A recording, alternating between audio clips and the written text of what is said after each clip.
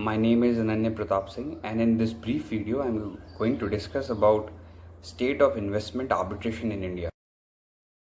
Before we go into that, I have some small figures which I would like to mention, which reflects the position of India in respect of foreign direct investment. So as per World Investment Report 2019, India ranks amongst the top 10 host economies for foreign direct investment. India ranked 63 out of 190 countries in the 2020 Ease of Doing Business report. India joined the list of 10 most improved economies for the third year in a row. But all this becomes, infructuous if the investor is not feeling secure in India. And why I'm saying so? Because an investor will see whether the jurisdiction has a mechanism to enforce an award if it is passed in its favor and against the government of India. And unfortunately, in last 3 occasions when such an award has been brought in the courts of India, it has not been enforced. If we take the example of Calcutta High Court, the Calcutta High Court has refused to enforce this award based on the reasoning that it has presumed jurisdiction to award anti-arbitration injunctions.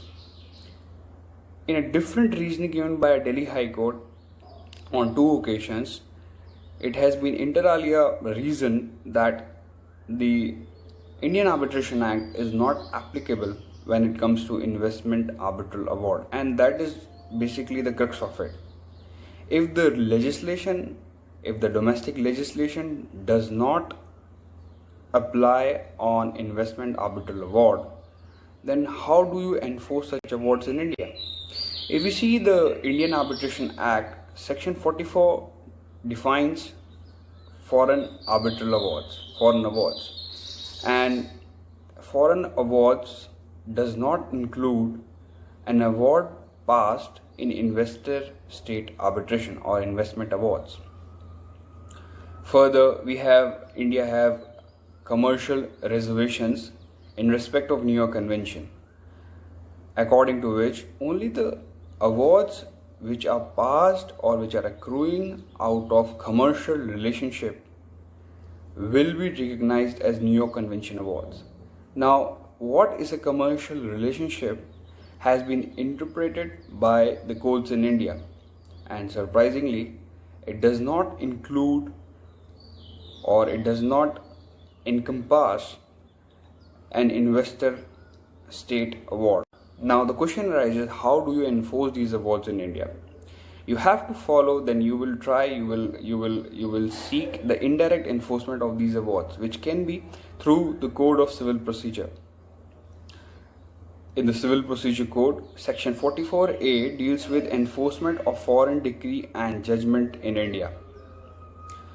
Here we also have a problem. Why? Because Section 44A also deals with judgment and decree passed by foreign courts. It does not include an award passed by a tribunal. These are basically some of the nuances in the statutes in India by which we can enforce. We can also take refuge to Section 27(5) of the Indian Arbitration Act, which is basically a contempt provision for an arbitral tribunal, and it is applicable on foreign arbitrations also, in international commercial arbitration seated outside India also. This Section 27(5) provides powers to the arbitral tribunal, the contempt powers. So in case an award holder or any person for that matter is not following the directions, the orders of the tribunal has the option to go to the Indian court and ask for the court to order a contempt proceeding against such a person. So this recourse is also has not been tried and tested so far, but in respect of investment arbitral award, but this is something always one person can explore. But the problem is, India is also not a party to exit convention, which is like the crux of it. So India is not under obligation to enforce exit awards as mentioned in Article 52 of the Exit Convention. So if we compare it with the position in other jurisdictions like other pro-arbitration jurisdictions like the UK, the Singapore, both of these jurisdictions have recognized the investment arbitral award, and both of these jurisdictions deem these awards as the judgment of their local courts. So for example, if we see the position in the UK legislation states that an exit award has the same force and effect for the purposes of execution as if it had a judgment of High Court of England and Wales. And therefore, the English courts, the courts in England and Wales, will have jurisdiction to decide the enforceability of these awards.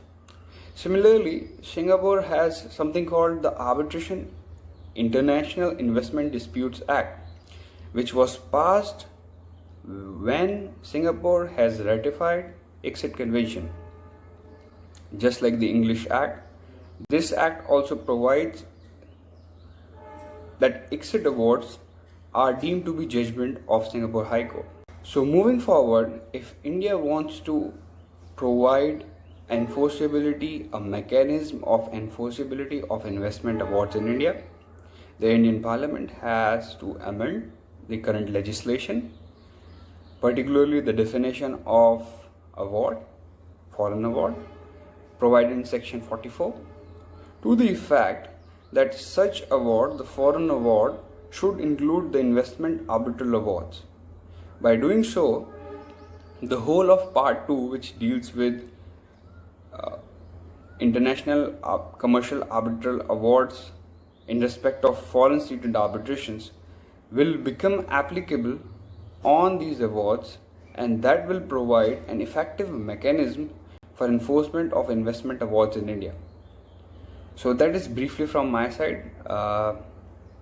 I hope you like this webinar, and thank you so much.